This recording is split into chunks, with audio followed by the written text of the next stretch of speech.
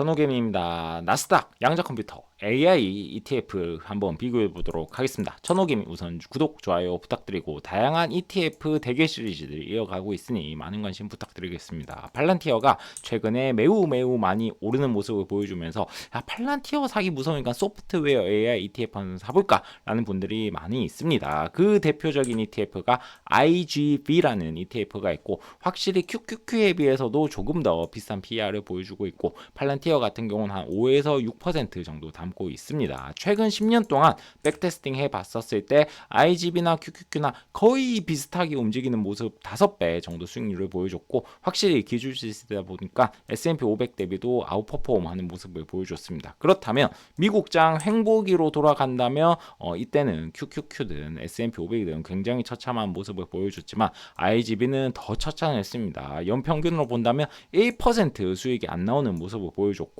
QQQ 같은 경우는 그래도 나스닥 100 종목 시가총액 조금 큰 거를 담고 있다 보니까 이 IGB가 거의 반토막 나는 동안 상대적으로 뭐 잘 방어했다고 보긴 힘들지만 아무튼 얘 같은 경우는 MDD가 훨씬 컸다라고 보시면 될 것 같습니다. 그렇다고 해도 뭐 그러면 최근 1년은 좋았냐? 사실 뭐 그것도 아닙니다. 팔란티어랑 AI가 주도주였던 1년 성과 역시도 QQQ에 비해서 아쉬운 모습 8%를 했기 때문에 팔란티어가 좋아 보이는데 난 무섭기 때문에 팔란티어가 담긴 AI ETF IGB를 산다? 사실 냉정하게 QQQ에 비해서 메리트가 지난 과거는 없었습니다. 소프트웨어 ETF가 아니라 뭐 피지컬 AI 시대가 올 것이다 라는 얘기 젠슨 왕이 한마디 하면서 굉장히 많이 오르기도 했죠. 피지컬 AI라고 하면 뭐 로봇 아니면 반도체 이렇게 보시면 될 것 같고 뭐 주 ETF 같은 경우는 보츠, ROB, AIQ, SOXX 이렇게 있습니다. 시가총액 비중이 가장 높은 거는 뭐 엔비디아, 테슬라, 브로드컴이니까 본인의 성향에 맞게 잘 투자를 하셨으면 좋겠습니다.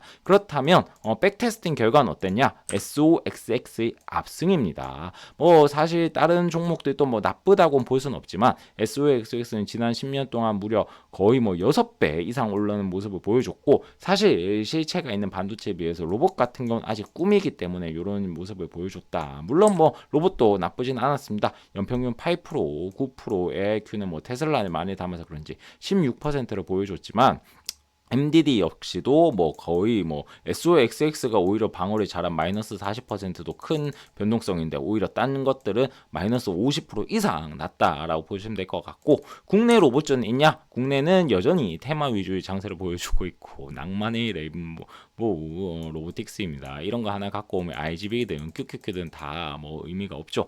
그리고 이 로봇에 이어서 새롭게 등장하고 있는 양자 컴퓨터 이름도 일단 멋있고 대장주 같은 경우는 아이온 Q로 해서 우리나라 사람들이 굉장히 많이 서학개미들 몰리고 있다라고 얘기를 하고 있습니다. 적자긴 하지만 그래도 유의미한 매출을 내고 있고 뭐 마이크로소프트 그리고 국내 대기업도 많이 투자를 했다. 하지만 변동성은 정말 어마어마한 변동성을 보여주고 있습니다. 그러다 보니까 젠슨왕 한마디에 아이온 Q 3배 레버리지가 상장 폐지 당하기도 했습니다. 그렇기 때문에 개별 종목 사실 TQQQ는 몰라도 개별 종목 레버리지는 정말 리스크가 큰 것 같고 정고점을 넘은 테슬라에 비해서 3배 레버리지 3TSL 같은 경우에는 아직까지 바닥권을 기고 있습니다. 개별주가 마이너스 33% 나면 레버리지 마이너스 99% 나기 때문에 여기서 얘가 아무리 회복을 해도 레버리지는 소생 불가한 수준이기 때문에 정말 신중하셨으면 좋겠습니다. 그렇기 때문에 나는 아이온Q 뭐 3배든 아이온Q든 담기 무섭다. 근데 양자 컴퓨팅 얘는 좀 잘 나갈 것 같다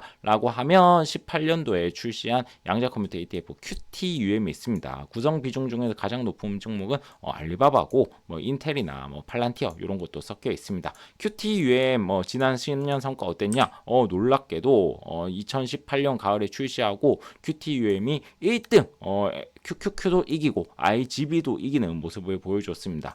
연평균 20% 수익을 무려 기록을 하면서 1등을 보여줬는데 MDD 같은 경우는 역시나 뭐 마이너스 34% 나스닥에 비해서 조금 안 좋은 모습을 보여줬지만 그래도 IGB에 비해서는 잘 방어를 한 모습이고 굉장히 생각보다 괜찮은 모습을 보여줬습니다. 이 모습 중심에는 24년도에 엄청나게 거의 뭐 ETF가 50% 올라주면서 이 덕분에 1등 가능했습니다. 그렇다면 각 ETF 라이징 스타인 IGB의 팔란티어, 그리고 QTUM의 아이온Q, 얘 같은 경우는 QQQ를 이겼을까? 지금 엄청나게 서학 개미들 몰려가고 있다는데 한번 보도록 하겠습니다.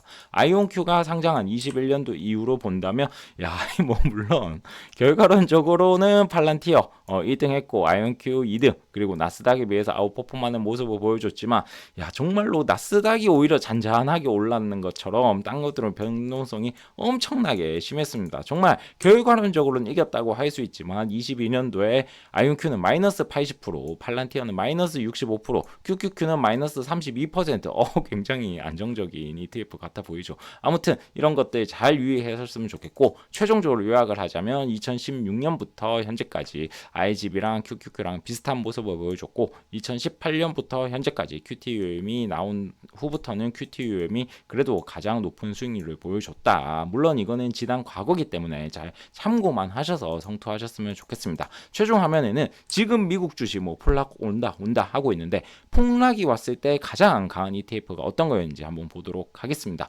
천호개미 구독, 좋아요 부탁드립니다.